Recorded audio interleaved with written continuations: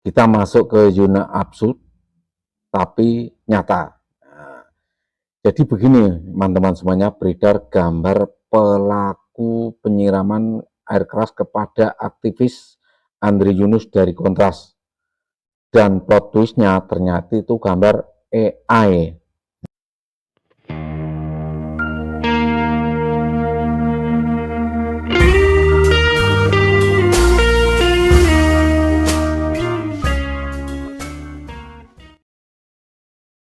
Konten ini mengeklaim bahwa dua orang itu adalah terduga pelaku penyiraman air keras ke aktivis HAM Kontras Andri Yunus. Unggahannya udah ditonton lebih dari 31 juta kali dengan 1,2 juta likes dan puluhan ribu komentar hanya dalam waktu 3 hari. Klaimnya Satu Indonesia lagi nyari dua orang ini, dan captionnya bilang kalau wajah terduga pelaku penyiraman terlihat jelas dan mempertanyakan kenapa polisi belum bisa menangkap. Di kolom komentar ada yang percaya, tapi ada juga yang meragukannya. Faktanya foto ini adalah buatan AI memakai AI enhancer. Analisis kami dengan dua alat pendeteksi AI menunjukkan bahwa kemungkinan foto dibuat oleh AI relatif rendah. Namun, dari verifikasi kami, ada sejumlah kejanggalan dalam foto ini jika dibandingkan dengan rekaman CCTV yang beredar. Mulai dari anomali anatomi atau kejanggalan bagian tubuh, hingga diskontinuitas objek atau barang-barang yang menghilang. Contohnya ini nih, tangan yang nggak proporsional, terus juga menembus badan pengemudi, tas ransel yang kelihatan aneh dan nggak tampak, dan topi atau penutup kepala yang hilang dari rekaman CCTV asli. Terus AI enhancer itu apa ya? Auto enhancer itu cara kerjanya gimana, dia sebetulnya memperkirakan atau memprediksi kira-kira gambar ini bisa diperjelas dengan cara apa, misalnya dibuat lebih terang atau kemudian dibuat lebih tajam. Karena dia sebuah prediksi, maka dia tidak bisa 100% dipercaya. AI itu bisa dalam banyak kesempatan dia menunjukkan tabiat berhalusinasi, artinya dia menciptakan orang yang nggak pernah ada sebetulnya. Karena itu, sejumlah aktivis dan tim hukum meminta masyarakat untuk nggak menyebarkan lebih luas foto tersebut. Kami tadi juga menyimak konferensi pers yang disampaikan oleh pihak Polda Metro Jaya bahwa itu adalah rekayasa dari AI, tentu tidak bisa dijadikan sebagai salah satu alat bukti, terlebih untuk menuduh bahwa dari gambar tersebut orang tersebut adalah pelakunya. Nah, sehingga kami dari tim advokasi untuk demokrasi untuk menyampingkan poster, gambar, video yang mungkin tidak. Ada kembali di Kabar Pagi, pemirsa. Kabid Humas Polda Metro Jaya, Kombes Pol Budi Harmanto, pastikan foto dua terduga pelaku penyiraman air keras aktivis yang beredar di media sosial merupakan hasil editan AI. Polisi Ya, saya pikir bisa bahaya ya AI ini apabila kita biarkan ya, bahkan kita ikut menyebarkan, karena bisa membingungkan masyarakat. Begitu teman-teman semuanya, ini artificial intelligence dan bukan asli identitas. Bila kita kaji secara ilmiah ya, ini menarik sekali dalam kajian information disorder. Ini masuk kategori misinformasi berbasis visual sintetis.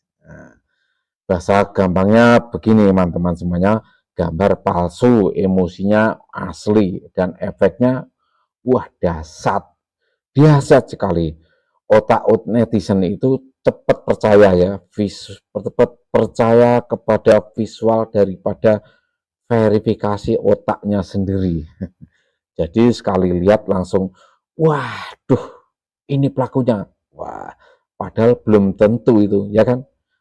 Bisa jadi itu hasil render GPU. Nah, kemudian ada pertanyaan kritis Cui Bono. Nah, siapa yang diuntungkan dari unggahan gambar AI tersebut? Dalam teori konflik ini, pihak yang paling diuntungkan dari kekacauan ini adalah ya pelaku sebenarnya, ya kan? Itu jadian netizen berarti ada yang tolol. Itu rata-rata hater pemerintah ya. Kenapa? Karena perhatian publik itu dialihkan oleh hantu digital. Sementara pelaku aslinya itu masih berkeliaran di mana-mana.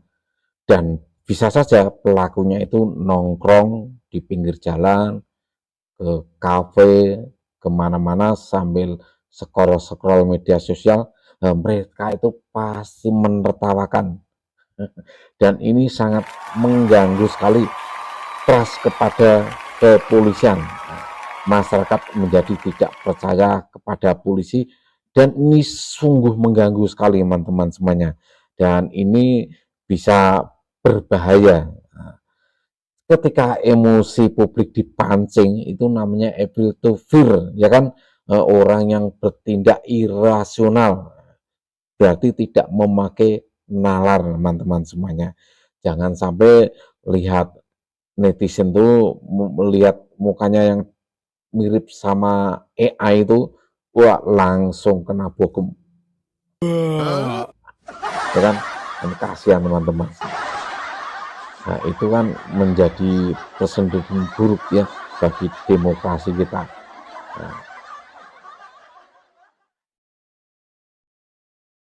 Nah, makanya seperti yang telah diingatkan oleh anggota DPR RI Habibur Rahman dari fraksi dari Partai Gerindra itu ya, sudah diingatkan ya, kita harus naik level lah, jangan cuma hanya menjadi konsumen informasi, ya kan, minimal itu menjadi verifikator amatir. Walaupun amatir tapi tetap memverifikasi akal kita agar bisa lurus, tidak termakan oleh keadaan. Jangan sampai menjadi sumbu pendek gitu ya teman-teman semuanya, dan minimal kita bisa tahan jempol, jangan asal share ya kan. Karena AI itu paling berbahaya bukan teknologinya teman-teman semuanya, tapi manusia yang terlalu yakin tanpa cek ulang ya, dan itu lebih seram daripada algoritma manapun. Oke, sekarang lanjut episode berikutnya, masih tetap di alam semesta ini. Percaya dulu, yang penting percaya dulu, klarifikasinya belakangan. Kali ini yang mendapat sorotan yaitu Rieke Diah Pitaloka, wakil rakyat yang partainya si paling merakyat. Dia ikut-ikutan juga mengunggah gambar AI tadi teman-teman semuanya.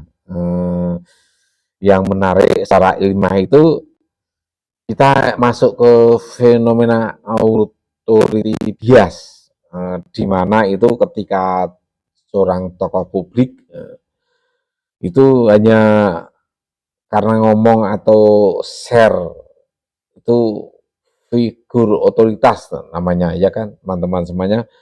Masalahnya kalau otoritasnya yang kepleset, pasti nama besarnya juga ikut jatuh. Ya kan, ini namanya trust publik ikut nyungsep. On. Kayak ini ya, istrinya Baji Bajuri. On. Secara ilmiah sederhana ini, kalau rakyat share itu namanya miskomunikasi. Tapi kalau tokoh publik itu salah share, itu namanya produk misinformasi. Kan bisa menjadi produk hoax. Jadi kurang kehati-hatian seorang wakil rakyat, daripada dipertanyakan banyak orang, ya ini namanya share tanpa verifikasi teman-teman semuanya. Ya, itu produk ini kan berskala nasional ya teman-teman semuanya, dampaknya juga ikut naik teman-teman. Sarkasnya begini ya teman-teman, kayak seorang dokter itu melarang jangan asal minum obat, ya dia sendiri asal minum obat, waduh tanpa baca label. Terus pasien disuruh percaya siapa gitu loh. Petinggi publik kok gitu loh, ya kan.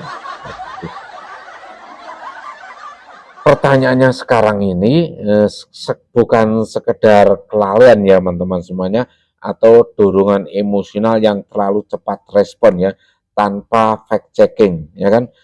Karena politik itu satu unggahan itu bukan cuma ekspresi, tapi bisa jadi trigger opini publik teman-teman semuanya. Dan lagi-lagi siapa yang diuntungkan? Ya yang diuntungkan otomatis ya pelaku sebenarnya. Ya kan, publik makin bingung, makin emosional dan makin saling curiga.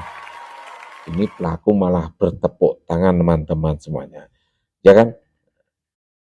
Jadi pelajaran pentingnya balikan figur pun bisa salah. Maka netizen juga jangan ikut-ikutan asal share ya teman-teman semuanya. Karena era AI ini sangat berbahaya. Jabatan tinggi bukan berarti otomatis verifikasinya tinggi teman-teman semuanya. Ternyata tidak bisa memverifikasi. Jadi usahakanlah kita itu bisa memfilter, memverifikasi secara amatir, walaupun tidak profesional, minimal kita tidak gampang jempolnya itu kiting teman-teman semuanya, mudah memberikan share. Jadi informasi-informasi yang belum jelas. Intinya begini ya teman-teman semuanya, kita jangan menjadi force grup WA, force grup berantai, asal share, pikir belakangan, hantam dulu, pikir belakang, enggak seperti itu.